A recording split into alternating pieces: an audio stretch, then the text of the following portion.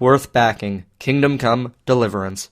The game is being developed by Warhorse Studios and is based out of Prague, Czech Republic. Currently, Kingdom Come: Deliverance has raised $143,000 of its $300,000 goal and has 28 days left to fill it. First impressions. At the start of the video, we see the game is running on the Cry engine, which is renowned for its Far Cry and Crysis series. Immediately following this, we notice at the bottom right it says Actual In-Game Footage. This means we're not seeing a pre-render of the game, which is something most developers show in their trailers. The trailer then proceeds to show off the game's graphics, which are pretty impressive, but for a great game, we're going to need some promising features.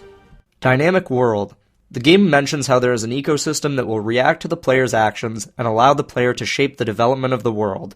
This is a feature that many developers, such as Bethesda with the Elder Scrolls series, have tried to refine, but none have really succeeded.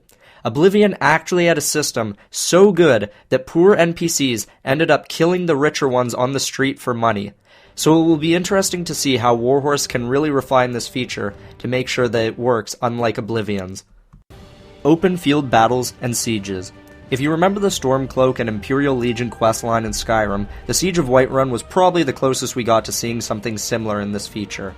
Hopefully Warhorse Studios will succeed in inspiring other developers to incorporate more open field battles with optimization that isn't incredibly CPU intensive. We'll just have to see. Relationships with characters. The Elder Scrolls series had similar features to this when interacting with certain characters. NPCs' voices would respond more lighthearted if they liked you, and others would be outright rude if they thought you were a sneaky thief. But it would probably be more immersive to see a similar system to Fable, where there is a bar indicating whether people like you or not, so you can see your exact relationship with the character. Creating your own weapons.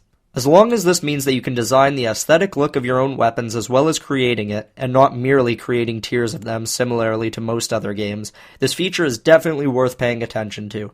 The only other Kickstarter that comes to mind that implemented a feature such as this was Cube World, which did an amazing job with allowing the player to customize their own weapons. The way Cube World allowed this feature to succeed was because the aesthetic look of the weapon also upgraded the utility of the weapon. Putting certain blocks on your staff would also increase the damage it would do, or some other effect. Overall, I'm seriously impressed with Warhorse Studios. Their game is truly worthy of backing due to the features they've implemented, as well as the studio being courteous and allowing me to use the footage in their trailer, which allows me to actually make this video possible. So thank you, Warhorse Studios, and I hope my review did some justice to your game. I'm really looking forward to it.